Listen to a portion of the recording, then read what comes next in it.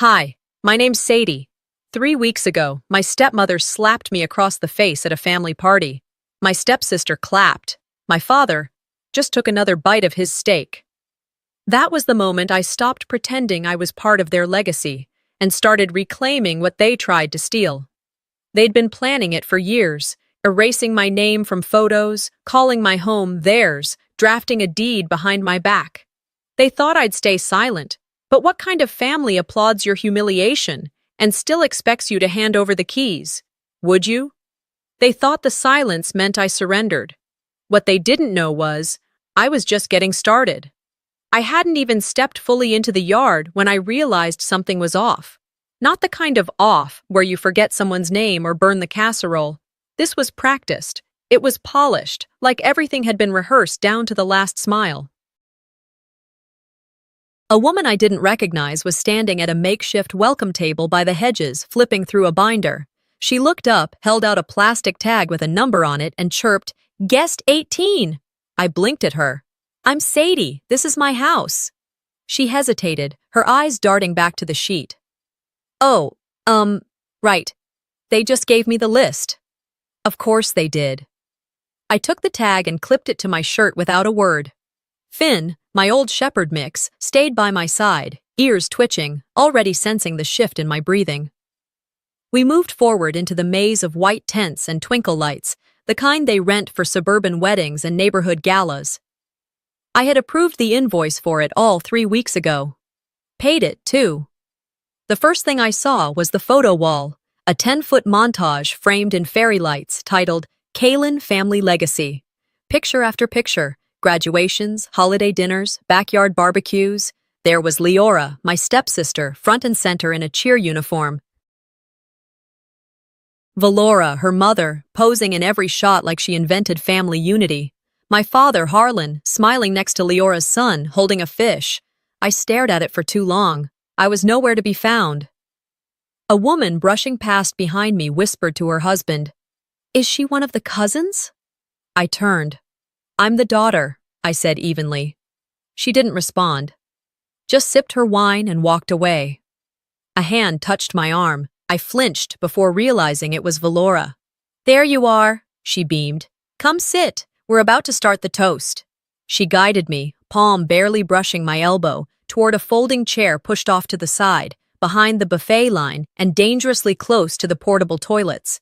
Finn laid down beneath the chair immediately, his chin flat on his paws, eyes on everything. That dog had always known how to read a room better than most people. Valora took the mic with the confidence of a woman used to being listened to. 15 years ago, she began, I walked into this family with nothing but hope in my heart and love to give. Today, we celebrate a legacy, not just mine or my daughter's, but one that includes every single one of you. She went on, thanking her husband, Harlan, who nodded solemnly, and Leora, who tossed her hair like she was posing for a magazine cover. She listed every niece, nephew, second cousin, and neighbor. She thanked the florist by name. Not once did she mention me. And finally, she said, smiling, we have one more surprise. Sadie, sweetheart, could you come join us up front? A few heads turned. The clinking of forks on plates slowed. I stood, slowly, brushing imaginary lint from my dress. Valora turned toward the crowd.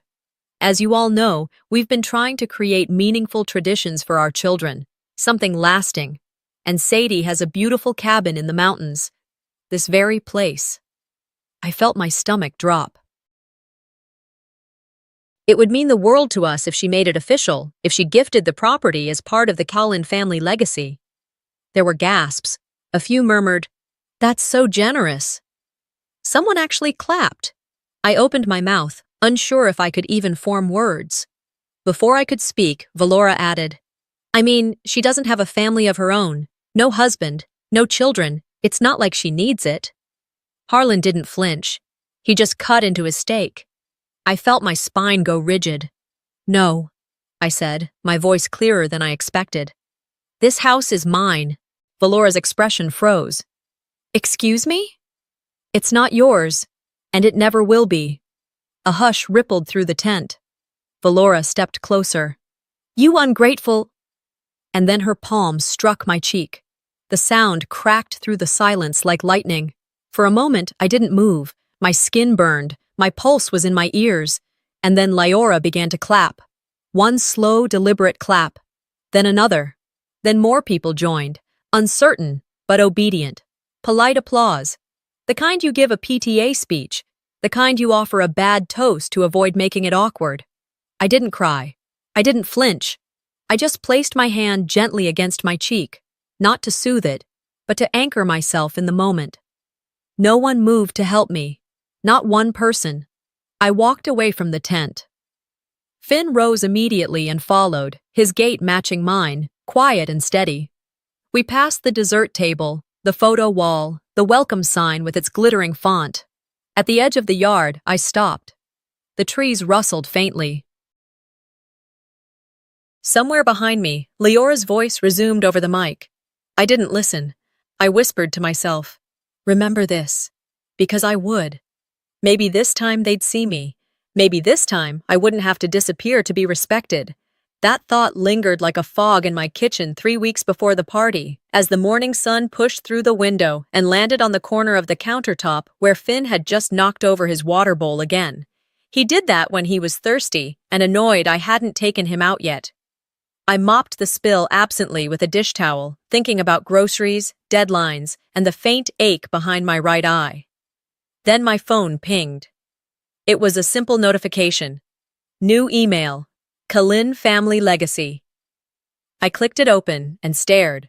The subject line read, Kalin Family Legacy, 15 years together. That was it. No hi Sadie, no dear family, no warm greeting. The body of the message was 3 short sentences. Join us for a celebration of love and togetherness. Saturday, 4 p.m. Dress, casual. At the bottom, just warm regards, Valora Harlan. And beneath that, the bold, blocky signature Valora used for her brand email blasts. Heart Home, legacy coaching for women who lead.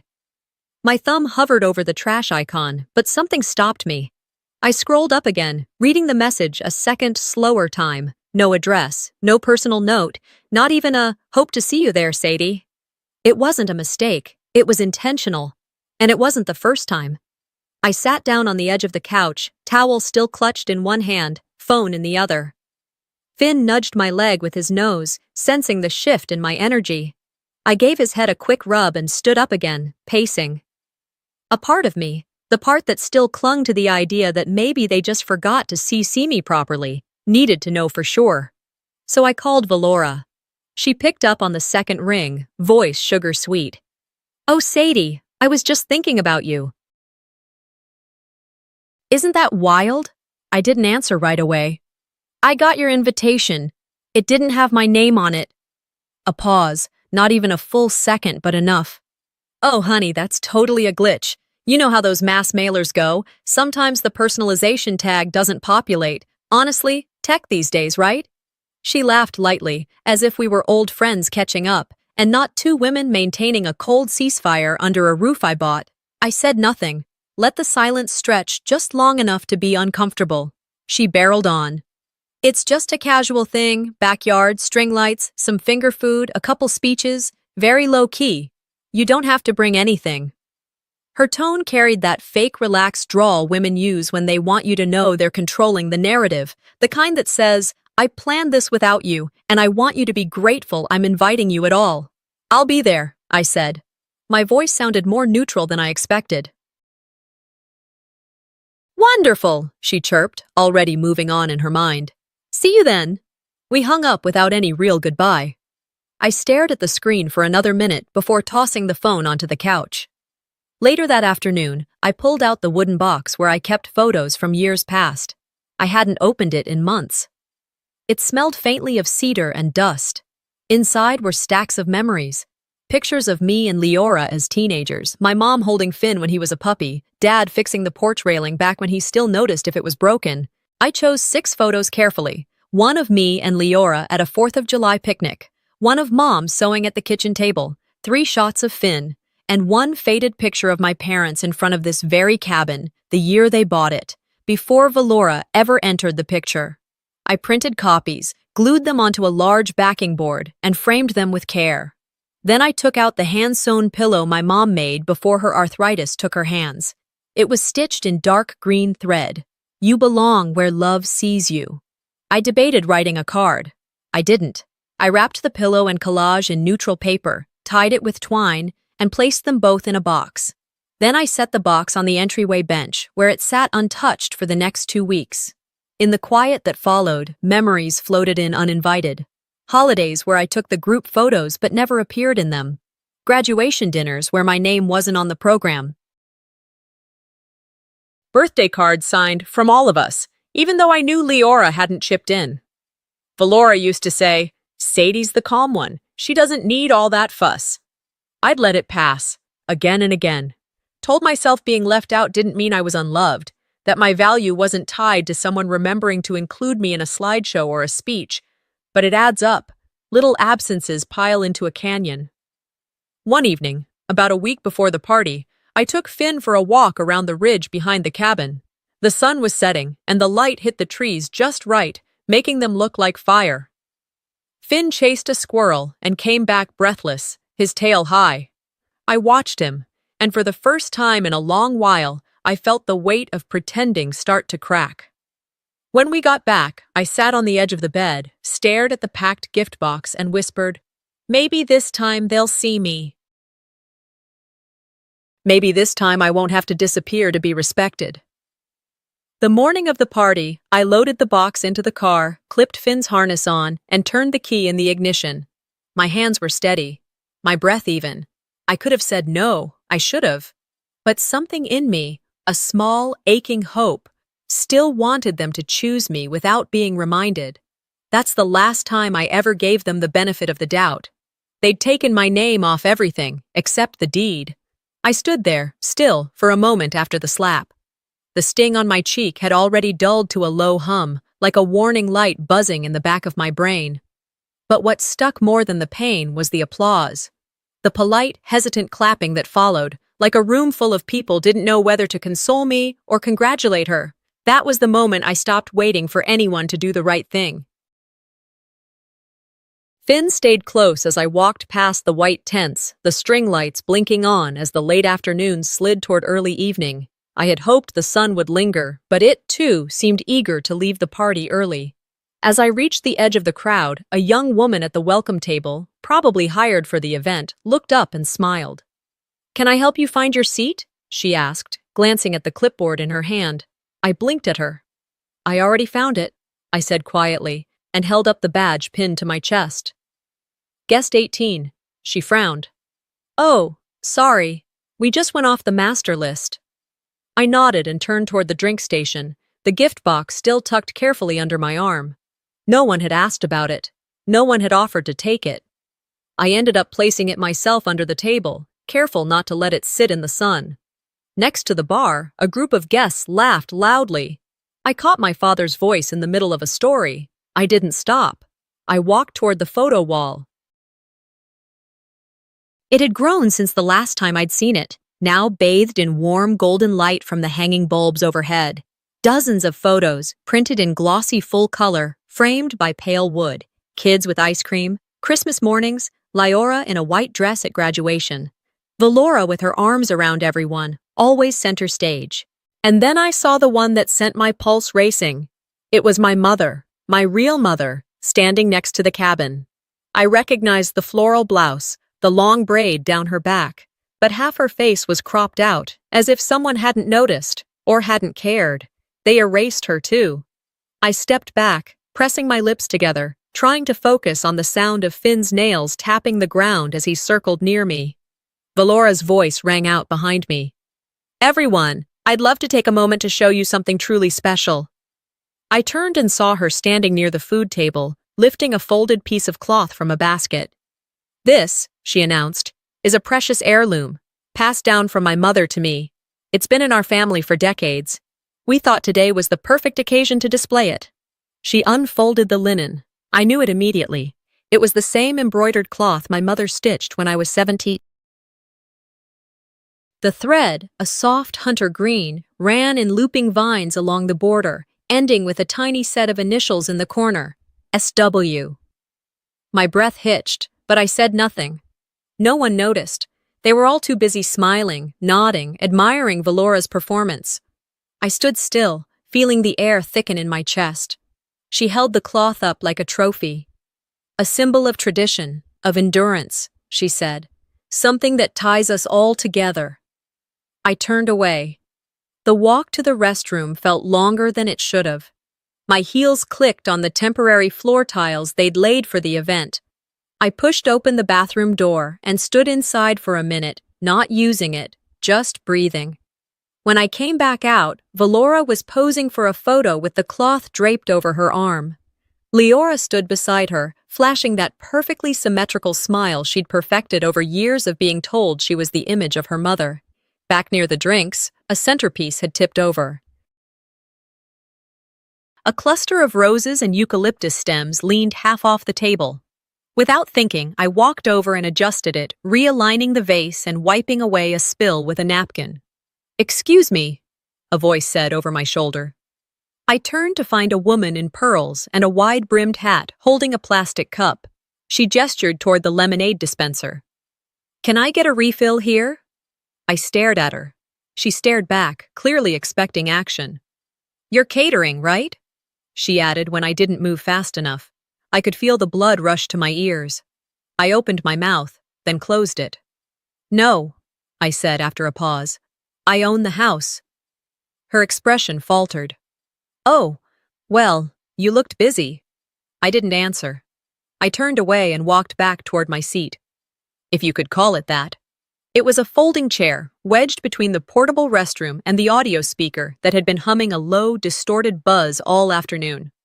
Someone had dropped a half-eaten plate of potato salad on the ground nearby. The scent was starting to turn. Finn curled up underneath the chair, pressing against my leg. I reached down, resting my hand on his back. Up front, Leora had taken the mic. "We just want to thank everyone for making today so special," she said brightly. "It means the world to have you here to celebrate our family's journey." Her voice echoed slightly from the speaker beside me. No mention of me. No mention of the house we were all standing in. No acknowledgement of the woman who paid the deposit, who fixed the foundation when it cracked, who stayed behind when everyone else left. I looked toward the dessert table. My gift box was still there, unopened, moved to the side so the brownies could have more room. I pressed my palm against the edge of the table beside me, feeling the rough metal frame, the sticky condensation from a discarded water bottle. You can erase names from photos, I thought. From napkins, from speeches,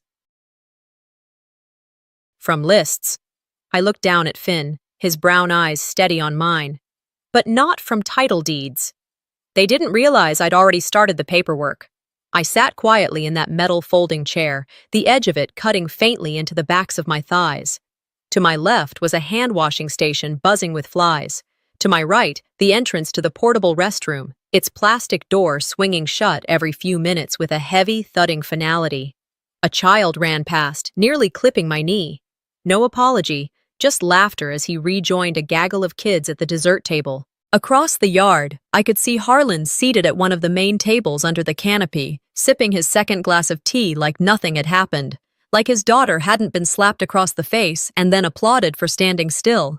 No one came to check on me, not even a glance. My chair didn't have my name, just the number 18 again, hand-scrawled in Sharpie on a folded card. I had asked the woman at the welcome table if they had made a mistake earlier, but she just shrugged and said, "Sorry, we went by Valora's list." Of course they did. Finn lay flat against my boots, head on his paws, barely moving. He was the only one who noticed when I shifted my weight, when my fingers began tapping against my thigh. "You okay, hun?" a woman across from me asked, not looking up from her phone. "I'm good," I said. I didn't recognize her. That should have been my first warning about this whole charade. Most of the people here were either extended friends of Valora's or social media acquaintances from her Heart homepage. I'd seen half their faces in her reels. Not one had acknowledged that the house they were standing in belonged to me, the house Valora had just gone live to promote. I could hear her voice carrying from across the lawn, just a few paces from where she stood beneath a ring light, one hand on her hip, the other resting lightly on the armrest of a rocking chair I built with my own two hands. "This home," she said, her voice butter smooth, "is the beating heart of our family, a space of healing, a symbol of what it means to come together and build something beautiful." Behind her, a guest held up their phone to record her speech. "She's good at this," someone said near me, impressed, "knows her angles." I swallowed hard, looking at the faint cracks in the patio stones near my feet. I remembered fixing those myself 2 summers ago when the rains had eaten away the edge. Valora had stood by holding a clipboard, filming a before and after clip she never credited me for. I tried to steady my breath, but my heart had other plans. Leora was near the legacy wall now, holding a framed photo for a group of guests. "This one's from my graduation," she said. "Dad drove 6 hours for it, didn't even complain once." Someone asked, "Where's your sister in all these?" Leora gave a tight smile. "Oh, you mean Sadie? She likes to stay out of things." I looked up, meeting her gaze for a fleeting second. She didn't hold it. She looked down instead, repositioning the frame like it had betrayed her. My jaw clenched. I thought about all the birthdays I spent alone when she was in Florida, about the hospital bills I covered when Dad lost his job, the late-night drives to bring her medicine when she lived in that cramped apartment with her first fiancé. And yet here she was, standing 10 feet from a banner that read, "Kalin Family Legacy," rewriting the story without even blinking. Valora passed by my table just then, pausing just long enough to be seen stopping, to be noticed. "Hope you're enjoying the party," she said, voice honeyed. I tilted my head slightly. "You're building a house of lies on land that's not yours." She froze for a split second, then smiled. "That's not a very generous attitude, Sadie." "No," I said evenly, "but it's accurate." She held my gaze longer than I expected. Her eyes flicked to the camera behind her, then back to me. The smile she wore was one she'd practiced, soft edges, warm eyes. But there was something hollow about it now, something that flickered just short of confident. She turned away without another word. I watched her rejoin the crowd, arms open to embrace someone in a floral dress. She slipped right back into her script. Finn let out a soft breath. I reached down and rubbed his side, grateful he couldn't talk. Grateful he didn't ask why I stayed, why I showed up, why I let it go on this long. I reached into my purse, pulled out my phone, and opened a message thread. Edith Loomis. I typed, "It's happening." Within seconds, the little dots appeared. Her reply was short. "I'm ready. Just say the word." I didn't respond. Not yet. Finn shifted beside me, ears twitching. I whispered, "Not yet, but soon." I stood, brushing off my skirt, walked to the dessert table where the box I'd wrapped sat untouched beneath a pile of mismatched plates and a stack of extra napkins. I lifted it gently, slipping it back under my arm. A guest bumped into me.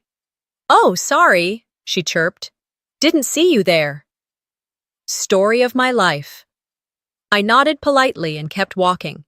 Past the photo wall, past the clipboard woman, past the string lights and the chalkboard that said, "Welcome, Kalin family." None of it was real. Not the speeches, not the photos, not the curated hashtags or the fake smiles.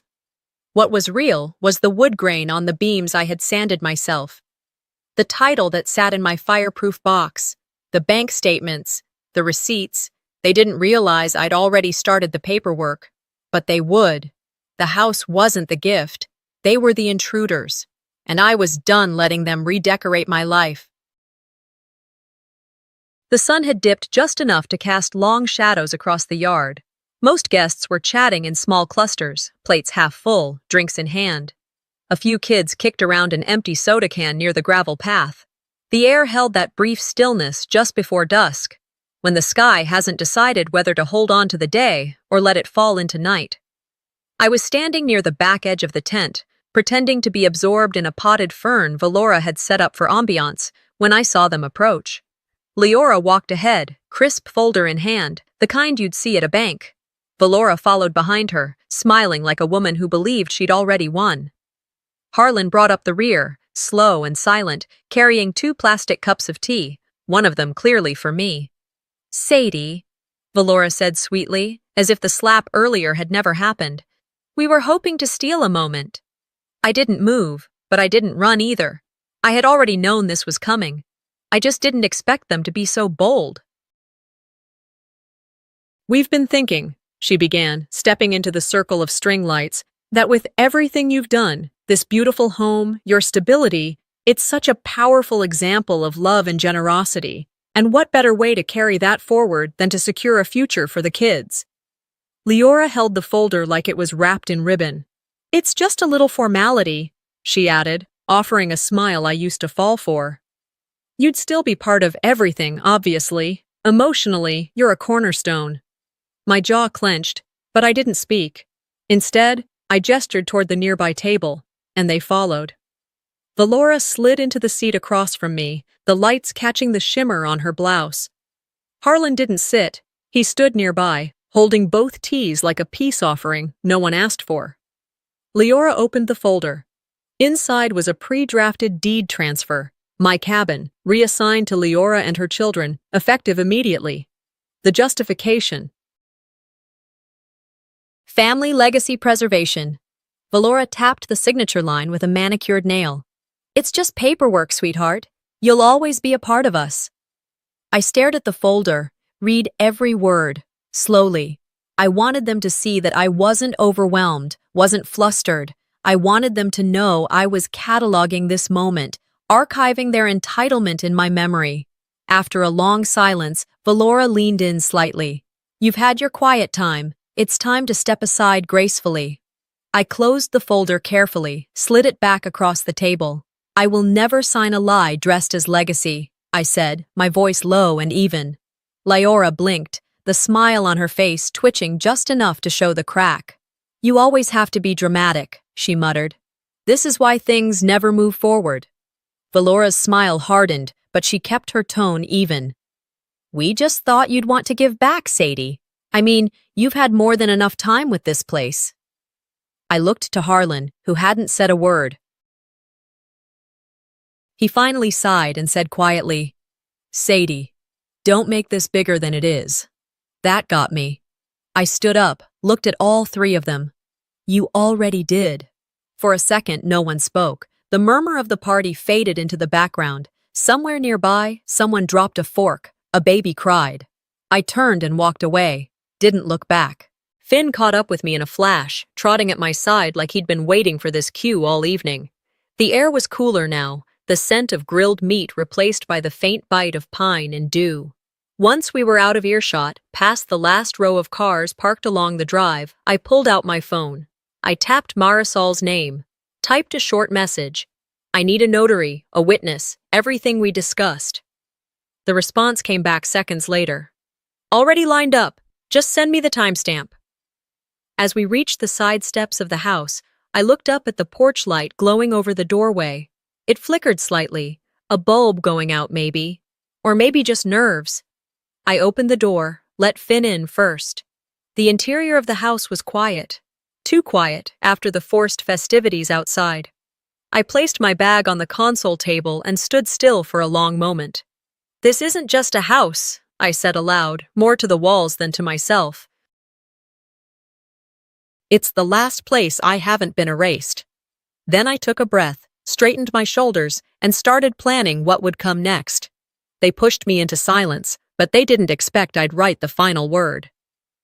The morning after the party was strangely quiet. No texts, no emails, not even a recycled inspirational quote from Valora's Instagram stories.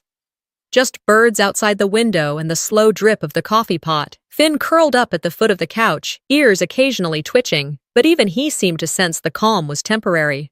I poured a mug of strong coffee, black, and stepped out onto the porch. The deck boards creaked gently under my weight as I settled into the chair by the railing. I'd stained it myself last fall, another thing no one remembered. I sat there, watching the sunlight stretch through the trees, steam curling above the rim of my cup. In my lap, the folder Marisol had helped me put together. Every document lined up, signed, reviewed, and ready. Eviction notice, witness affidavit, title deed, certification. A cover letter addressed to the county clerk. This wasn't a tantrum. It wasn't a threat. It was procedure. At 9:15 sharp, I drove into town with Finn in the passenger seat, his head sticking slightly out the window. The courthouse wasn't busy, a typical sleepy Tuesday in a small mountain city. Marisol was already waiting on the steps when I pulled in.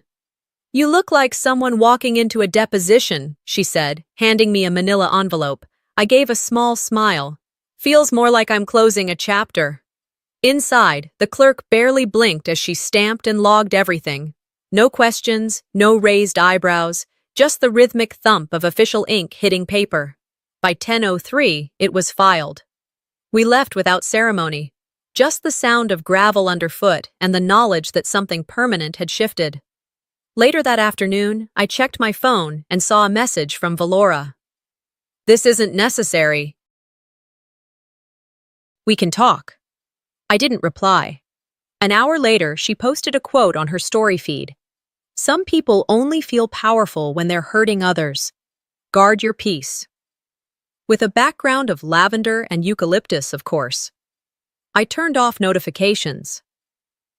The next day, I came home from the market to find a sleek black SUV parked in my driveway. My stomach tensed immediately. Finn growled low from the back seat. I parked just off the gravel and walked toward the house slowly. There, on the porch, stood Leora, wearing a blazer and sunglasses, and a man in a checked button-down shirt holding a leather-bound folder. A realtor. As I approached, the man turned to me with a practiced smile. "Oh, hello. You must be the tenant?" Leora's smile froze. I looked at him, deadpan. "I'm the owner, and you're standing on private property without my permission." His eyes darted between us. I was just asked to assess the property for potential listing. I apologize if—" I turned to Leora. "You didn't think I'd come back this early?" She took off her sunglasses slowly. "Sadie, relax. We were just exploring options. Dad said you were considering—" "Don't," I cut her off. "Don't put this on him. You had no right to bring someone here. This isn't your project. It's my home." The agent took a cautious step back. "I'm gonna just wait by the car." Leora exhaled, trying to keep her tone measured. "You're being emotional. And you're trespassing." I pulled out my phone and dialed Marisol. "I need the sheriff," I said. "Now." It took less than 15 minutes. Deputy Clark was someone I recognized from community meetings. He walked up the drive calmly, papers already in hand. "Ms. Weston," he nodded at me, then looked at Leora. "Ma'am, I need you to step off the property." She laughed dryly. "Are you serious? We're just discussing options." He didn't blink. "Exploring's over. This property is legally owned, with full title under Miss Weston. You've been served notice and you've ignored it. Any further action without her consent is a violation." Leora's eyes flared. She opened her mouth, then shut it again. Valora, still sitting in the SUV, stared straight ahead and never got out. I walked up the steps, past them, and entered the house without another word. Finn stayed on the porch, watching them go. By sunset, they were gone. That night, I printed a simple sign on my home printer. "Private property. No trespassing." I laminated it, nailed it to the post at the start of the gravel drive. Then I changed the locks. I replaced the code on the security system. I walked every inch of the house, room to room, window to door, double-checking everything. For dinner, I made roasted vegetables and a piece of salmon. Nothing fancy. Finn got a scoop of his favorite turkey and rice mix. I sat at the dining table, just me and the sound of the wind pressing against the windows. I took a bite, chewed slowly, and smiled. Not the kind of smile you wear for a camera, not the kind that says, "Look how far I've come," just a quiet one. "I'm not alone," I said aloud. "I'm just unbothered now. If they wanted legacy, I'd show them what truth really leaves behind." It started the way storms do. Quiet, with a single ripple. 3 days had passed since the deputy asked Leora to leave my porch, and Valora refused to step out of her SUV. Since then, I had spent my time trimming dead hydrangeas by the porch, organizing the kitchen pantry, updating the deed file to a cloud folder. I moved through the cabin like a woman tending to something sacred, not because I was hiding, but because I was waiting. At 6:48 that morning, my phone buzzed, a message from a number I didn't recognize. "You should see this." There was no name, no photo, just a link. I hesitated. My gut had learned not to trust anything that came without context, but something in me, maybe the same part that stood through that slap and didn't flinch, clicked it anyway, read it.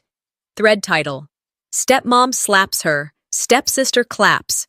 This was a family reunion. The video was only 27 seconds long. Valora's voice floated over the footage. "It's not like she needs it. No husband, no kids." Then my face, calm. My words, "This house is mine." Then the slap, clear, undeniable, and loud. Then the applause. My jaw clenched. My hand went still on Finn's fur. He lifted his head, sensing the stillness in me that wasn't peace. I scrolled. The comments section was already well past 4,000 replies. This is what financial abuse looks like. She hit her, and they clapped? Who just sits there and eats steak while their daughter's being humiliated? Find me Sadie. I'll buy whatever she's selling. I didn't smile, but my shoulders dropped, just slightly. I didn't post. I didn't reply. I just watched. By noon, it was trending. Local news picked it up by evening. Family conflict sparks online outrage after slap video goes viral. That afternoon, a message pinged into my inbox. Instagram, Carmen Rose, the catering assistant from the welcome table. She had barely spoken to me that day, but now her message read, "I didn't clap. I froze. I'm sorry. I was the one who posted it. I had to." I couldn't sleep. I read it twice. My thumbs hovered above the screen, unsure what to say. In the end, I typed, "Thank you for seeing it." That night, Valora posted a video. Her makeup was soft, lighting golden, voice trembling just enough to pass. "We were just trying to hold on to the love in our family," she said, clasping her hands in her lap. "Sometimes things get messy, but everything we did was in the name of unity." The comments turned brutal in under 3 minutes. She slapped her and said she had no family. That's not unity. Trying to rebrand abuse isn't healing, it's manipulation. Sadie deserves justice, not a peace treaty signed in denial. An hour later, someone leaked screenshots, bank records, my deed, a copy of the cabin title with only my name. By the next morning, 2 of Valora's sponsors had dropped her. Heart Home's YouTube channel was disabled for review. Leora's latest vlog about legacy values had its comments turned off. Her beauty box subscription service posted a note. "We are suspending all influencer partnerships pending investigation." I didn't celebrate. I sat on the porch, mug in hand, and let the cold air wash over me. I had no interest in revenge. I just wanted the truth to stand. On the 4th day, a thick white envelope arrived by certified mail. Return address: The Athena Project, legal advocacy for women silenced in family systems. Inside was a letter. "Dear Ms. Weston, we saw the footage, but more importantly, we reviewed the documents that surfaced. Your case is a textbook example of coercive legacy erasure and financial boundary violations. If you wish to pursue a full legal audit and protective claim, we are prepared to assist. Pro bono." I read it twice, then folded it neatly. For the first time in a very long time, I didn't feel like the outsider. That evening, I walked to the old woodpile out back. The air had cooled again, dusk painting shadows across the field. I built a fire in the pit, slow and steady, no rush. In my hand, a stack of things that no longer served me, thank you notes signed by people who never meant them. Unused place cards with my name scribbled on the back in fading ink. A photo of Valora holding Leora at Easter, with my mother's name scratched off the back. One by one, I let them drop into the flames, not out of anger, out of ritual, out of reclamation. Finn lay nearby, eyes closed, chest rising steady. As the fire crackled and dimmed, I whispered aloud, not to anyone in particular, just to the wind. I didn't win the war, they just lost their grip on the lie. That Monday morning, I put on a blazer that hadn't seen daylight since my last speaking event 3 years ago. It still fit, snug around the shoulders, with a thread loose at the cuff I never bothered to fix. I tucked a copy of the original deed into my leather portfolio, then folded and placed the letter from Edith neatly on top. Finn paced near the door while I tied my shoes. He always knew when I was about to do something final. Edith pulled up right at 8:00, punctual as ever. She didn't honk. She didn't text. She just sat in the car, engine running, calm as a stone in a slow river. I slid into the passenger seat and nodded once. That was all we needed. The courthouse wasn't busy. A few folks in jeans and dusty boots stood in line for title transfers or marriage licenses. We waited quietly. The clerk behind the counter had soft curls and a name tag that read, Yvette. Edith spoke first, her tone even and efficient. We're here to submit final confirmation of property ownership under Ms. Sadie Weston. Here are the deed history, certified proof of financial transfers, notarized statements, and supporting documentation of contested claims. Yvette flipped through the folder, page by page. Her eyes paused over a few items. She looked up at me, then back down.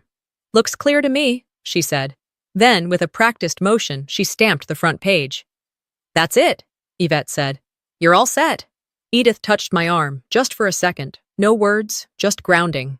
We left the building together, sunlight pooling in patches across the marble floor. Outside, the wind picked up, tugging gently at the hem of my coat. I didn't cry. I didn't smile. But something deep in my chest loosened. 2 days later, Harlan showed up at the cabin alone. No text, no call, just the sound of his car crunching down the gravel path around 10:15 in the morning. I was on the back porch when I heard the door open and close softly. I stayed where I was. I didn't need to greet him. He moved through the house with the kind of silence that only men raised in emotional droughts can perfect. A few drawers opened. A suitcase rolled lightly across the hardwood. I heard the fridge door open, then close again. A bottle of water taken. Nothing else. Then the footsteps stopped at the back doorway. I didn't turn around. He stood there for a moment. Maybe 5 seconds, maybe 20. Then he let out a sigh, that tired kind fathers have when they're about to lie to your face but decide not to bother. He didn't say a word. Not, I'm sorry. Not, I didn't know. Not, I tried. He just walked out. I listened to the car pull away until the sound disappeared behind the tree line. That was our last conversation. Silence. The next morning, I heard Valora had posted a new video. Of course she did. Perfectly lit, muted lavender tones. Soft piano music in the background. She looked straight into the camera and said, "We're moving forward as a family. We've learned so much through this experience, and while some people choose bitterness, we choose growth." I didn't watch the whole thing. I didn't have to. I already knew the playbook. Smile, spin, spiritualize. But the internet didn't bite this time. Comments flooded under the video before it was taken down. She hit her stepdaughter in public and expected applause. This isn't growth, it's gaslighting. No healing without accountability, Valora. Her remaining sponsors quietly disappeared over the next few days. A blog that once published her 7 Steps to Spiritual Legacy guide removed all links to her brand. The Instagram comments turned off. YouTube page marked inactive. Engagement plummeted. Meanwhile, Lyora tried to pivot, posted a tweet. Sometimes those closest to you are the first to betray. But I won't let that stop me from shining. She deleted it 3 hours later. No new content followed. Her podcast went dark. No brand deals. No QA sessions. Just static. I didn't gloat. I didn't post. I went to the cabin's hallway, pulled out a frame I had been saving since my mother's death. Inside, I placed 3 things: a photo of Mom standing in front of the unfinished cabin, the original deed with my name clear as day, and a small note in my handwriting. You were never invisible. You just had to stop asking to be seen. I hung it near the front door. Later that week, I mailed one copy of the full legal case, cleaned, labeled, indexed, to the Athena Project. On the envelope, I wrote, "In case another daughter needs proof." The rest of the documents, I burned them, not out of spite, just closure. I stood by the fire pit, tossing each paper in slowly: tax filings, emails from Valora, Lyora's printed speeches, a copy of the Kalin legacy plan she'd tried to pass off as a family heirloom project. I let it all go. Finn sat beside me, tail brushing the dirt, eyes on the embers. Some things deserve ash.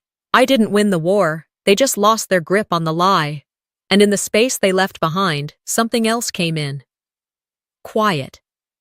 Not the kind that used to press against my ribs like a weight, but the kind that settles into a room and makes you want to stay a little longer. It had been 2 weeks since the last car drove away. No more knocks, no more deliveries. No, "Sadie, can we talk?" voicemails. Just the sound of birds in the morning and the occasional thump of Finn's tail hitting the floor when he stretched in his sleep. That morning, I woke up without flinching. No email waiting with some half-hearted apology. No headline asking if I'd speak to a podcast about toxic family legacies. No more messages from old high school classmates pretending they always knew I was the strong one. I made coffee. I let Finn outside, the door creaking open just enough to let in the early breeze. He wandered toward the trees, sniffing out whatever mystery had landed overnight. I didn't check my phone. I didn't open the news. I stood on the porch, barefoot, letting the chill climb up my ankles. Silence used to ache. Now it breathes. Later that morning, I cleared out the drawer in the hallway that held old receipts, faded coupons, a collection of pens that hadn't worked in years. In the back, I found a worn envelope I didn't recognize at first. The handwriting on it was loopy, slanted to the right, like someone who'd written without rushing. It was from Mrs. Delaney, our old neighbor down the ridge. She'd passed away 5 years ago, and I hadn't realized she'd sent something before she left. I opened it slowly. Inside was a photo, my mother, standing in front of the cabin when it was still half-built. The roof was unfinished. The porch beams were raw. But she stood proud, hand resting on her hip, eyes squinting into the sun. On the back of the photo, written in that same loopy script, "This is for Sadie, so she always has somewhere to be real." I sat down on the floor, right there in the hallway. Not from grief, not from exhaustion, but from understanding. She always knew. I framed the photo that afternoon and placed it above the doorway. The light from the window hit it just right, the image glowing with a softness I couldn't describe. In my bedroom drawer was a letter I had written months ago, addressed to Valora. Typed, proofed, rewritten 3 times. I read it once more before letting it go. "I'm not bitter. I'm just done pretending your kindness wasn't currency. I see now what I used to excuse, and I don't need you to explain it. I just needed to name it." I folded it in half, then again, and I burned it. No spectacle, just the quiet hiss of paper giving up the ghost. There were things I chose to keep. The embroidered cloth my mother made. I folded it neatly and placed it inside a cedar box in the living room. The nameplate from the party, the one that read "Guest number 18", I dropped it into a small glass jar, labeled it with a Sharpie, proof I was never invited. It sat next to the bookshelf like a souvenir from another version of me. The deed stayed under my bed, locked in a fireproof safe. Not because I feared losing it, but because I knew I never would. The anger, it didn't vanish, but it softened. It no longer needed to stand at the door and bark. By the time the sun began to fall behind the trees, I had swept the porch, watered the rosemary bush, and opened every window in the house. I didn't start a podcast. I didn't give interviews. I didn't post a long caption about healing or betrayal or growth. Instead, I moved a few rocking chairs to the front porch and brewed a pot of coffee. That Saturday morning, I left the porch light on a little longer. A few local women came by, some I'd known in passing, others I didn't know at all. We sat, we talked, or we didn't. Sometimes silence is the conversation people need most. There was no name for it, no official group, just a porch, a dog, a circle of chairs, and the truth. Sometimes peace doesn't arrive with an apology. Sometimes it just stays when the noise finally leaves. Sometimes the hardest battles we fight are the ones behind closed doors, with people who call themselves family. But silence isn't peace, and boundaries aren't betrayal. What would you do if your name was erased from your own story? If this story moved you, hit that subscribe button. More true, powerful, and deeply human stories are coming your way. Let's talk in the comments.